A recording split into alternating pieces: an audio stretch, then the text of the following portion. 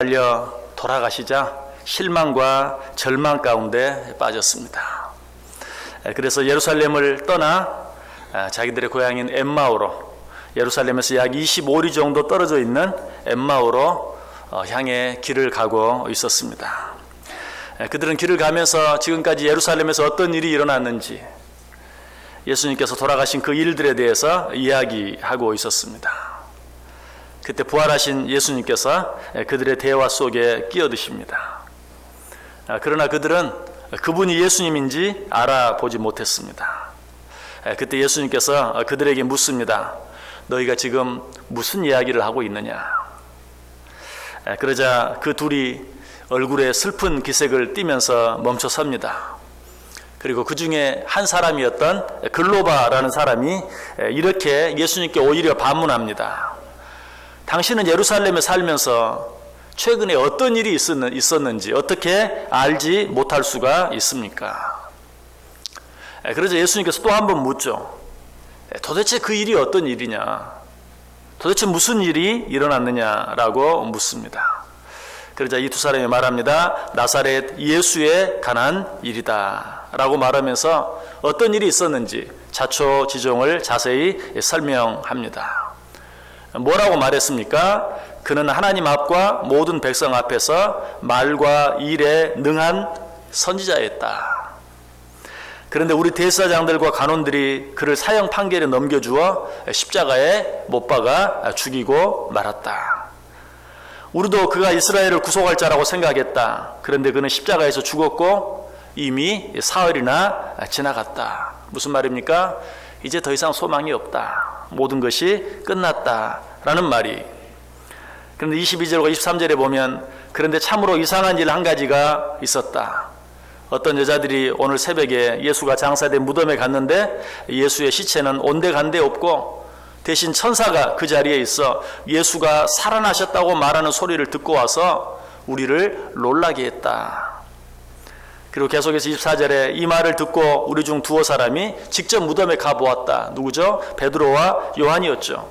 그들이 가서 그 여자들이 말한 것과 똑같이 비어있는 무덤을 보고 와서 우리를 더 놀라게 했다. 자, 이 모든 이야기를 조용히 듣고 있던 예수님께서 너무나 안타까워서 그들에게 뭐라고 말씀하십니까? 25절 26절 보세요. 이르시되 미련하고 선지자들이 말한 모든 것을 마음에 더디 믿는 자들이여 그리스도가 이런 고난을 받고 자기의 영광에 들어가야 할 것이 아니냐 하시고, 예수님께서 평상시에 그들에게 너무나 자주, 너무나 여러 번 너희들의 죄를 위하여 내가 죽어야 하고 죽은 지 사흘 만에 다시 부활할 것이다 라고 말씀해 주시고 가르쳐 주셨는데 그 사실을 전혀 깨닫지 못하는, 심지어는 지금 예수님께서 부활하셔서 그들과 함께 길을 가고 있는데도 전혀 알아보지 못하는 제자들의 그 모습을 보면서 너무나 안타까워서 미련하고 선지자들이 말한 모든 것을 마음에 더디 믿는 자들이여 그리스도가 이런 고난을 받고 자기의 영광에 들어가야 할 것이 아니냐라고 말씀하시는 것을 보게 돼요. 여러분, 여러분의 성경에 대해서 얼마나 알고 계십니까? 아니, 여러분은 예수님에 대해서 얼마나 알고 계십니까? 또 무엇을 알고 계십니까?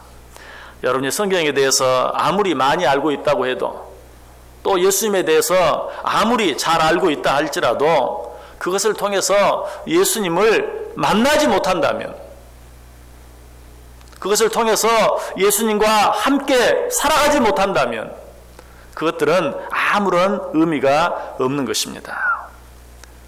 만약 우리가 이 모든 것들에 대해 지식적으로만 알고 있다면 예수님께서 오늘 우리들을 향해서도 이 엠마오로 가던 두 제자에게 하셨던 그 말씀, 미련하고 선지자들의 말한 것을 더디 믿는 자들이여 라고 우리를 책망하실 수밖에 없을 것입니다. 과연 우리는 이 엠마오로 가던 제자들과 다르습니까? 아니면 성경을 안다고 하면서, 예수님을 안다고 하면서도 여전히 나와 함께 계시는 그 예수님을 알아보지 못하고 살고 있지는 않습니까?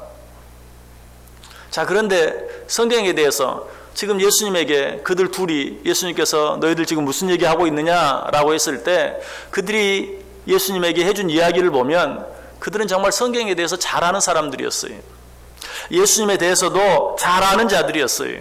그런데 왜 예수님께서 부활하셔서 지금 자기들과 함께 길을 가고 계시는데도 그 사실을 깨닫지 못했을까요? 그것은 예수님께서 십자가에 달려 죽으시는 그 모습을 보고 그들의 심정이 너무나 힘들고 어려웠기 때문이에요. 그들은 지금까지 오직 예수님 한 분만 믿고 살아왔어요. 그리고 그분만 바라보고 그분만 기대하며 살아왔어요. 그런데 그분이 갑자기 십자가에 달려 죽어버렸어요. 아니, 죽어버렸다고 생각했죠. 그때 어떻습니까? 그들의 눈이 어두워지고 또 그들의 귀가 막혀서 아무것도 볼 수 없었고 아무것도 들을 수 없게 되고 만 것이.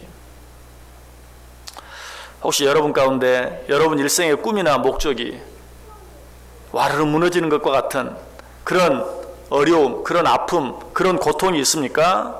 혹 과거에 있었던 어떤 그런 일로 인하여 아직도 그 상처가 여러분의 마음속에 아물지 않은 상태로 남아있는 그런 분들이 혹시 있습니까?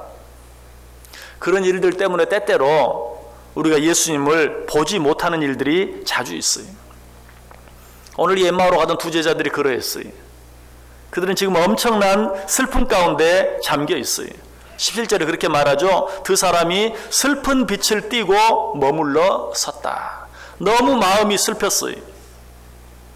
그 큰 슬픔으로 인하여 그들은 예수님을 발견하지 못한 거예요. 그들은 그들 옆에 서 있는 예수님을 보지 못한 거예요. 무엇보다도 이 두 사람은 지금 자기들의 주위에서 일어나고 있는 일들에 대해서 갈피를 잡지 못해요. 너무나 혼란스러웠어요. 예수님이 왜 죽어야만 했는가? 그것도 그냥 죽으신 것이 아니고 가장 흉악한 죄인들이나 당하는 십자가 위에서 죽음을 당해야만 했는가? 생각하면 생각할수록 더 마음이 복잡하고 더 마음이 슬퍼지는 것이. 혹시 여러분들 가운데도 이런 상태에 있는 분들 계십니까? 신앙생활 하면서도 왜 내가 하나님을 믿고 살아가는데 뭐 부족하고 연약하지만 그래도 나름대로 열심히 믿음 안에 살기 위해서 애를 쓰고 최선을 다하는데 왜 나에게는 이런 어려움이 있어야 하는가? 왜 나에게는 이런 아픔이 있는가? 왜 나에게는 이런 고통이 있는가? 하는 것 때문에 혼란스러운, 너무나도 고통스럽고 너무나도 아픈 그런 상황, 그런 처지 가운데 혹 있는 분들이 있습니까? 그럴 때 우리는 우리 앞에 계시는, 아니 우리 옆에 계셔서 여전히 우리와 함께 가고 계시는 그 예수님을 보지 못하게 되고 마는 것입니다. 그러나 여러분 잊지 마시길 바랍니다. 그들이 그처럼 혼란스러워하고 고통스러워하는 중에도 예수님은 여전히 그들 곁에 계셨어요. 그리고 그들과 함께 길을 가시고 있었습니다. 그들이 자기들의 생각과 염려 그리고 슬픔 때문에 예수님을 보지 못하고 예수님의 음성을 듣지 못한 것뿐이. 지금 여러분이 어떤 어려움과 문제 가운데 있다 할지라도 부활하신 예수님은 지금 여러분과 함께 계시는 것을 믿으시길 바랍니다. 부활하신 예수님은 지금 여전히 여러분과 동행하고 계시는 것을 믿으시기 바랍니다. 단지 무엇 때문에? 우리 안에 있는 염려, 우리 안에 있는 근심, 우리 안에 있는 지나친 슬픔, 우리가 지금 당하고 있는 엄청난 고난, 고통으로 인해서 우리의 눈이 어두워지고 우리의 귀가 막혀서 부활하신 예수님을 보지 못하고 그분의 음성을 듣지 못하고 있는 것이. 오늘 예수님의 두 제자들이 예수를 잃고 어찌할 수 없는 슬픔과 회의 그리고 절망 가운데 걸어가고 있을 때 예수님께서 그들 곁에 오셨고 그들에게 말씀하셨어요. 이 슬픔과 이 회의와 이 절망 가운데 걸어가고 있는 엠마오로 가는 이 길이 바로 우리의 인생길이에요. 우리의 인생길이 그러해요. 여러 가지 많은 슬픔과 여러 가지 많은 어려운 일들이 있어요. 원치 않는 고난들이 있어요. 너무나 부당하고 불공평하게 느껴지는 일들이 많이 있어요. 바로 그 길이 엠마오로 가는 길이에요. 그러나 어때요? 그 길 가운데도 부활하신 우리 예수님께서는 여전히 나와 함께 계시는 것이. 여러분 잘 아는 시가 있죠? 발자국이라는, 풋프린트라는 시가 있어요. 그 시를 한번 읽어드리겠습니다. 어느 날 밤 한 사람이 꿈을 꾸었습니다. 그 꿈에서 그는 예수님과 함께 해변가를 따라서 걷고 있었습니다. 그때 하늘을 가로질러 그의 삶의 장면들이 펼쳐졌습니다. 모래 위에는 두 사람의 발자국이 있었습니다. 그 중에 하나는 그의 것이었고 다른 하나는 주님의 발자국이었습니다. 그의 삶의 마지막 장면이 그의 앞에 펼쳐졌을 때 그는 모래 위에 새겨진 자신의 발자국을 돌아보았습니다. 그는 오랜 기간 동안 그의 삶의 여정에서 오직 하나의 발자국만이 있는 것을 보았습니다. 그는 또한 그의 삶에서 가장 절망적이고 슬펐던 일들이 일어났음을 알았습니다. 이것은 참으로 그를 괴롭게 했고 그래서 그는 주님께 물어보았습니다. 주님, 제가 주님을 따르면 항상 저와 함께 하시겠다고 말씀하지 않으셨습니까? 왜 제가 주님을 가장 필요로 할 때 주님께서는 저를 떠나셨는지 이해할 수 없습니다. 주님께서는 이렇게 대답하셨습니다. 나의 소중한, 정말 소중한 아이야. 나는 너를 사랑한단다. 나는 너를 결코 떠난 적이 없었단다. 내가 고통과 환난 가운데 있을 때에 모래 위에서 한 사람의 발자국만을 본 것은 그때 내가 너를 업고 지나갔기 때문이란다. 때때로 하나님이 나와 함께하지 않는 것처럼, 부활하신 주님이 나와 함께하지 않는 것처럼, 그로 말미암아 나 혼자만 어려움을 당하고 고통을 당하고 슬픔을 당하는 것처럼 느껴질 때가 많이 있어요. 그러나 왜 그렇게 느껴집니까? 사실은 주님께서 나와 함께 계실 뿐만 아니라 나를 업고 가고 계시는데 내 눈이, 내 눈앞에 닥친 그 여러 가지 많은 힘들고 어려운 일들로 인하여 가리워지고 어두워져서 여전히 변함없이 나와 함께 하실 뿐만 아니라 내가 너무 힘들어하는 것 같아서 나를 업고 가시는, 업고 가시기까지 하시는 그 주님을 우리가 보지 못하고 있다는 것이. 그러므로 우리는 이러한 때에 발자국이 하나밖에 보이지 않는 것 같고 나 혼자인 것처럼 느껴질 때 우리는 그때야말로 믿음을 가지고 변함없이 여전히 나와 함께 계시는, 아니 나를 업고 가고 계시는 그 주님을 기억할 수 있어야 돼요. 이 주님의 부활하심을 기념하는 이 부활절 새벽에 이 주님을 만나시길 바랍니다. 이 주님과 함께 하시기 바랍니다. 앞으로 우리 가운데 어떤 일이 있다 할지라도 나를 위해 십자가에 달려 죽어주셨다가 나를 위해 다시 사흘 만에 살아나 주신 우리 주 예수 그리스도께서 잠깐도 나를 떠나지 아니하고 나와 함께 계신다는 이 사실을 절대로 잊지 마시기 바랍니다. 이 믿음을 가지고 어떤 일들 속에서든지 다윗이 시편 23편에 했던 것과 같은 그런 고백이 우리 입에서 떠나지 않을 수 있어야 돼요. 우리 한번 같이 시편 23편 펴놓고 다윗이 했던 그 고백을 이 부활절 새벽에 우리 주님을 향해서 함께 고백해 보겠습니다. 시편 23편 펴시기 바랍니다.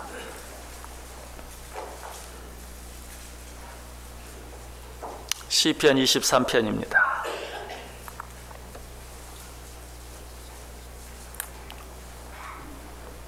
우리 같이 전체를 읽으면서 고백하겠습니다. 여호와는 나의 목자시니 내가 부족함이 없으리로다. 그가 나를 푸른 초장에 누이시며 쉴 만한 물가로 인도하시는도다. 내 영혼을 소생시키시고 자기 이름을 위하여 의의 길로 인도하시는도다.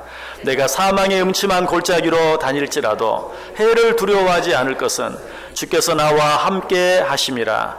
주의 지팡이와 막대기가 나를 안위하시나이다. 주께서 내 원수의 목전에서 내게 상을 베푸시고 기쁨으로 내 머리에 바르셨으니 내 잔이 넘치나이다. 나의 평생의 선하심과 인자하심이 정녕 나를 따르리니 내가 여호와의 집에 영원히 거하리로다. 아멘. 예수님께서 부활하신 부활절 새벽입니다. 우리의 죄를 위해서 우리의 모든 죄를 대신 지시고 십자가에 달려 죽으신 주님. 그러나 그 십자가의 그 죽음 가운데 영원히 머물러 계시지 아니하시고 우리에게 영원한 생명을 주시기 위해 죽은 자 가운데서 사흘 만에 부활하신 주님. 이 주님을 기념하는 이 새벽, 이 귀한 날에 이 시편 23편과 같은 다윗이 했던 이 고백, 주님께서 나의 목자가 되시니 내가 무엇이 부족하겠습니까? 주님께서 내 평생에 나와 함께 하시는 것을, 주님의 그 인자하심과 자비하심이 내 평생에 정녕 나를 따를 것을 내가 믿나이다 라고 고백하고 부활하신 주님을 찬송하고 부활하신 주님께 감사함으로 먼저 하나님께 영광 돌려드리고, 우리의 삶 가운데는 부활하신 주님께서 그토록 원하셨던, 부활하신 주님께서 그토록 우리에게 주시길 원하셨던 참 평화와 기쁨과 안식이 넘쳐나는 복된 삶을 사시는 저와 여러분 될 수 있기를 주님의 이름으로 간절히 축원합니다. 자, 기도하겠습니다. 우리 홍민기 집사님, 하문영 집사님 감사 예물 드렸습니다. 예수 그리스도의 부활을 기뻐합니다. 사망 권세를 이기시고 부활하신 예수님을 온전히 믿음으로 우리의 삶 속에서 사탄의 세력을 늘 이기며 살아가는 복된 인생 되게 해 주옵소서. 같이 기도하겠습니다. 하나님 감사합니다. 부활의 새벽을 주시니 감사합니다. 이 부활의 은혜를 생각하며 주님께 귀한 예물 드리는 자 있습니다. 부활의 기쁨과 감격이 넘쳐나게 하시고 그들의 삶이 부활의 기쁨과 감격 속에 살아가는 복된 삶 되게 해 주옵소서. 함께 예배하는 우리 모두에게도 같은 은혜로 축복해 주옵소서. 때때로 인생의 힘들고 어려운 일들로 인하여 부활하신 주님을 잊어버리고 살아가는 어리석은 그러한 삶을 살아갈 때가 많음을 고백합니다. 내 생각과 내 눈에 보이는 환경과 여러 가지 처지 형편에도 불구하고 그것이 어떠하든지 부활하신 주님께서는 항상 내 곁에 계시는 것을, 부활하신 주님께서는 절대로 나를 떠나지 아니하고 이 세상 끝날까지 나와 함께 하시는 것을 믿게 하여 주옵소서. 그로 말미암아 부활하신 주님과 함께 이 힘들고 어려운 세상 가운데 주님이 그토록 주시길 원하시던 참 기쁨과 평화와 안식을 누리며 주님을 날마다 찬송하며 승리하는 삶을 살아갈 수 있는 우리 모두 되게 해 주옵소서. 예수님의 이름으로 기도드리옵나이다. 아멘.